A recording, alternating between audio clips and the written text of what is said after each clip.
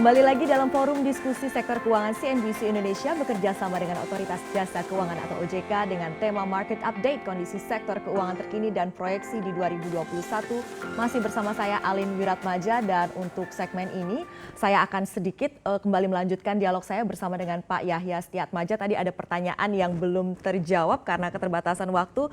Pak Yahya, ini banyak yang bertanya-tanya nih, banyak orang yang naruh duitnya di BCA karena masih situasi begini, belum berani usaha lagi, belum berani investasi lagi, ditaruh di BCA.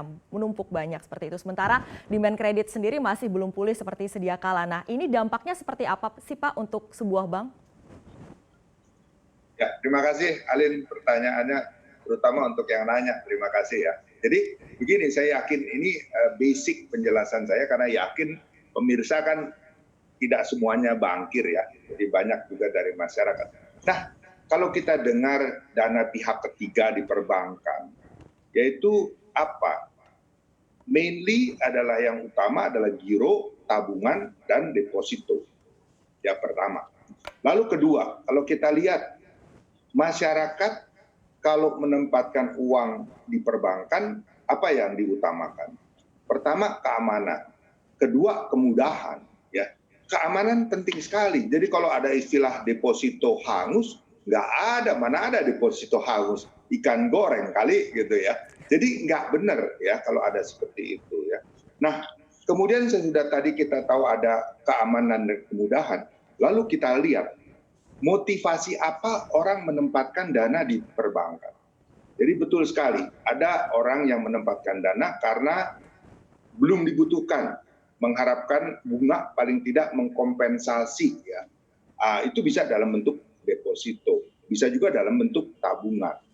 Namun yang banyak terjadi saat ini adalah masyarakat menaruh dana untuk sebenarnya transaksi. Jadi tidak semata untuk disimpan, didiamkan. Tetap transaksi bergulir. Ya. Apakah itu bentuk individual bisnis, kan kita tahu seperti sekarang di Instagram, kemudian di Facebook, mungkin di WhatsApp, di grup-grup para ibu-ibu banyak jualan juga. Itu kan ada transaksi, ada dana mengalir. Di samping itu ada yang punya toko kecil, pasar sampai yang besar. Kemudian ada korporasi. Nah, ini semuanya kan perlu transaksi. Nah, transaksi itu mereka perlu keamanan. Kalau sampai ada miss itu diganti oleh banknya. Kemudian kedua adalah kenyamanan. Kenyamanan itu tentunya dengan digitalisasi ya. Apakah kita ada mobile banking, ada internet banking. Untuk para selenial yang terbiasa dengan internet banking, mereka merasa sudah nyaman dengan internet banking. Monggo, silakan menggunakan internet banking. Tetapi untuk mereka yang lebih agile, ingin sesuatu yang baru, pengen coba dengan QR, dengan mobile saja ya, nggak mau pakai kartu lagi. Ada QR di mobile banking. Nah, ini semua tentu sesuai dengan target atau market yang ada. Kalau para milenial mungkin udah nggak mau lagi dengan internet banking, mereka maunya mobile banking, lebih fleksibel, banyak fitur-fitur baru, mereka bisa mengatur sendiri di situ, dengan mudah bisa melihat transaksi, bahkan kita ada satu fitur, di mana kalau chatting, ada keyboard yang langsung lagi chatting, mau tahu saldo, bisa langsung satu pencet, ya, langsung bisa tahu saldo kita ada berapa. Mau tahu last transaction, bisa keluar di situ. Mau transfer bisa langsung saat itu juga sambil chatting, nggak usah keluar ke aplikasi lagi, kan wasting time. Anak muda apalagi milenial, waduh mereka tuh maunya cepet ya. Nah, kita siapkan produk seperti itu. Nah, itulah alasan-alasan kenapa nasabah menempatkan dana di kita. Dulu transaksi kita itu rata-rata sehari ya 20 juta. Sekarang bisa naik sampai topnya 43 juta. Ya, peningkatan itu luar biasa, terutama dari mobile banking. Memang transaksi tidak terlampau besar. Internet banking besar-besar transaksinya. Tetapi mobile banking itu banyak sekali transaksi. Apalagi dengan adanya online bisnis ya, itu berkembang pesat sekali ya. Jadi saya kira hal itu yang menyebabkan pertama dananya tertumpuk. Nah, kalau masalah BCA terus mau apain? Ya, kita tahu bahwa dana masyarakat ini pasti dong. Deposito pasti kita bayar bunga. Kemudian giro dan tabungan juga ada. Ada jasa giro, ada bunga tabungan meskipun kecil ya. Nah, ini kalau kita terima, bisa kita tempatkan ke surat berharga negara. Kita tahu negara kan perlu dana, APBN perlu disupport terus ya. Dan setiap kali ada yang mature, SBN mature, itu kan akan diperpanjang kembali. Pemerintah juga membutuhkan itu. Dan buat kita, kalau nggak bisa melepas kredit sementara, bukan nggak bisa, mau, tapi belum ada demand-nya. Itu permasalahan yang hakiki ya. Kita mau lepas kredit, belum ada permintaan yang besar. Ya, mungkin ada aja yang minta, tapi tidak memenuhi kriteria atau persyaratan yang sudah ditetapkan. Itu ini berbeda ya kondisinya. Jadi itu kita tempatkan ke SBN. Saya kira kita ada ratusan triliun yang kita tempatkan ke SBN. Dan buat nasabah ini adalah satu yang aman. Kita tempatkan ke negara loh. Dan itu setiap saat bisa kita liquidkan. Ada pasarnya. Saya kira teman-teman seperti Pak Alvin familiar sekali mungkin dengan hal-hal seperti ini, di mana anytime bisa kita cairkan, dan bahkan kalau kebetulan asing lagi berbondong-bondong masuk, kita bisa dapat untung dari situ. Karena price-nya kan kalau SBN itu bisa fluktuasi, sebelum jatuh tempo itu bisa naik atau turun ya. Kalau asing lagi lepas ya memang harga turun mungkin. Tapi kalau mereka lagi serbu, lagi masuk ya, itu harga malah bisa naik. Pada saat itu kalau kita jual, malah kita mendapatkan keuntungan. Jadi itu bisa buat jadi kita titik itu tengah ya adalah, Pak Yahya. iya, jadi itu Iya. alternatif selama kita belum bisa aggressively melepas kredit, itu adalah pilihannya. Kira-kira begitu. Terima Oke, kasih. terima kasih Pak Yahya. Sekarang saya ingin ke Pak Suwandi Wiratno dulu sebagai Ketua Asosiasi Perusahaan Pembiayaan Indonesia, dan nanti saya juga akan berbincang dengan Pak Hastanto Sri Margi Widodo, Ketua Asosiasi Asuransi Umum Indonesia. Pak Suwandi, seperti apa Pak selama pandemi ini, apa tantangan paling berat yang dihadapi dan bagaimana nih pelaku industri pembiayaan beradaptasi dan memitigasi risiko, Pak? Ya, terima kasih Mbak Alin. Pertama tentu saya ingin juga menyapa salam hormat kepada Pak Yahya selaku Presidir BCA, Pak Alvin, dan Pak Widodo, sahabat saya dari Asosiasi Asuransi Umum Indonesia. Untuk perusahaan pembiayaan atau untuk industri kami tidak jauh berbeda dengan perbankan tentunya, karena di perbankan ada POJK 11, di kami ada POJK 14 yang isinya hampir sama Pak Alvin. Nah, saat diumumkan bahwa kami juga harus membantu para debitur kami untuk melakukan restrukturisasi atau rescheduling, itu kira-kira di akhir bulan 3, dari asosiasi kami juga menghimbau kepada para anggota kami untuk segera merumuskan formula-formula daripada restrukturisasi dan rescheduling tersebut.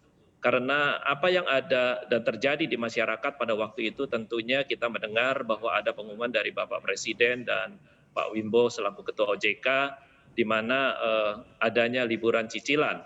Nah, padahal di dalam penyampaian tersebut terkait libur cicilan ini pun juga kita harus melihat debitur per debitur bahwa ini bukan merupakan suatu program umum.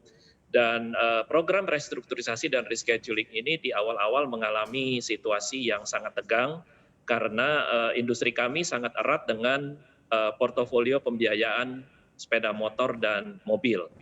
Nah, kami secara asosiasi maupun para anggota kami tentunya saling membantu dan memberikan edukasi, dan bersyukur dengan bantuan OJK, baik di OJK pusat maupun OJK daerah, kita langsung jemput bola dan berbicara dengan para debitur-debiturnya. Dan hambatan yang paling utama adalah sama, bahwa kita tidak bisa bertatap muka, dan banyak daripada karyawan-karyawan perusahaan kami pun juga mengalami ketakutan yang luar biasa terkait adanya bisa tertular dengan virus COVID-19 ini. Nah, namun semuanya bisa kita atasi, dan saat ini sudah kurang lebih sekitar 4,6 juta debitur yang kita restruktur, dan tadi sudah kita lihat datanya dari Pak Wimbo, dan ini kira-kira sekitar 20% dari data 23 juta kontrak aktif di asosiasi kami atau di industri kami tercatat 23 juta. Nah, hal ini tentunya membuat beberapa perusahaan pembiayaan mengalami kesulitan cash flow. Artinya bahwa sama dengan perbankan, bahwa kami seharusnya menerima bunga dan pokok yang dibayar secara dicicil. Tentunya ada beberapa debitur-debitur yang tentunya pada saat restrukturisasi ada yang libur cicilan, ada yang hanya bayar bunga saja, atau sebagian daripada pokok dan bunga yang dibayarkan. Nah, ini berjalan dengan baik sampai dengan saat ini dan juga bisa diatasi. Nah, kenapa saya katakan bisa diatasi? Bahwa sampai dengan saat ini perusahaan pembiayaan bisa terlihat dari rasio-rasio yang ada bahwa gearing ratio kita atau hutang kita terhadap modal kita itu hanya di kisaran 2,5 kali. Sementara aturan daripada OJK maksimal 10 kali. Nah, cash flow collection yang dijaga oleh perusahaan pembiayaan sangat baik saat ini, dan bahkan saya mendengar dari beberapa perusahaan pembiayaan melakukan collection dan berhasil dengan collection rate kisaran antara 80 bahkan ada yang lebih dari 90%. Nah, ini suatu hal yang sangat kita syukuri, artinya bahwa memang ada beberapa debitur yang memanfaatkan, tetapi sebagian besar daripada debitur-debitur perusahaan pembiayaan melakukan pembayaran sesuai dengan apa yang dilakukan, yaitu restruktur maupun rescheduling yang ada. Nah, berjalan dengan situasi yang ada juga, kita tidak bisa tumbuh, Mbak Alin. Karena kenapa? Pada saat terjadi pengumuman COVID-19, manufaktur kendaraan bermotor maupun mobil juga melakukan antisipasi, artinya tidak melakukan produksi pada saat bulan 4, 5, dan 6. Kita melihat penjualan kendaraan mobil sempat turun cuma hanya 7.000 unit di bulan 5 dari rata-rata 90.000 unit. Nah, sekarang kita bersyukur bahwa penjualan kendaraan mobil sudah meningkat bahkan mobil saat ini saya mendengar di bulan Oktober lebih tinggi daripada September, penjualannya sudah mencapai sekitar 43.000 dan itu retail bukan wholesale. Nah, ini suatu berita yang gembira, secara bertahap sudah meningkat. Tadi kita juga mendengar dari Pak Yahya, KKB yang tadinya sempat sangat anjlok sudah kembali lagi mungkin di kisaran 40% dari penjualannya. Nah, kita harapkan ini bisa bertahap naik. Nah, bagaimana kita menghadapi situasi tahun 2021 mendatang? Nah, 2021 adalah suatu tantangan di mana saat ini kita mengalami penurunan yang sangat besar dari portofolio kami. Kurang lebih portofolio kami saat ini turun sekitar 12,9%. Saya melihat mungkin bisa turun sekitar 14%. Nah, harapan kami bahwa di tahun 2021 kita bisa meningkat sekitar 5 sampai dengan 7%. Kenapa saya berhitung seperti itu? Karena tentu kita masih melihat demand di tahun 2021 masih belum bisa kembali sempurna, dan kita bisa melihat apa yang disampaikan oleh Gaikindo dalam proyeksinya untuk tahun 2021, tahun 2020 saja mereka memperkirakan penjualan mobil kira-kira hanya akan tercapai sekitar 540.000 unit dibandingkan proyeksi awal sekitar 1.050.000 unit. Nah, di tahun depan perkiraan Gaikindo akan menjual sekitar 800.000 unit kendaraan roda 4. Untuk roda 2 tahun ini mungkin akan ditutup di 3,9 juta dan akan diproyeksikan di tahun 2021 di kisaran sekitar 4,9 sampai 5,1 juta. Nah, atas pertumbuhan yang kita yakini akan terjadi juga sama dengan apa yang disampaikan oleh Gaikindo. Perhitungan Gaikindo adalah seperti ini, Mbak Alin, bahwa orang Indonesia akan mengganti kendaraan roda 4 itu sekitar 4 tahun sekali. Nah, penjualan kendaraan mobil sudah stagnan di kisaran 1 sampai dengan 1,1 juta sejak tahun 2014 sampai dengan 2019. Nah, kalau 2015-2016 ada 2 juta saja kendaraan yang dijual, 30%-nya saja mengganti kendaraan itu sudah 600.000. Jadi 800.000 ini merupakan suatu angka yang cukup realistis dan perusahaan pembiayaan pasti sangat erat dengan Gaikindo maupun AIC, Asosiasi Industri Sepeda Oke. Motor Indonesia. Iya, Nah, kita kita kita song-song ya sangat Pak berharap dengan 800.000 unit ini. ya, Sementara saya ke Pak Widodo dulu dari Ketua Asosiasi Asuransi Umum Indonesia. Pak Widodo, kami juga ingin mengetahui dari Anda, Pak Widodo, seperti apa pandemi COVID-19 ini, tantangan terberat apa yang dihadapi oleh pelaku industri asuransi umum di tanah air dan bagaimana para pelaku industri beradaptasi dengan tantangan ini?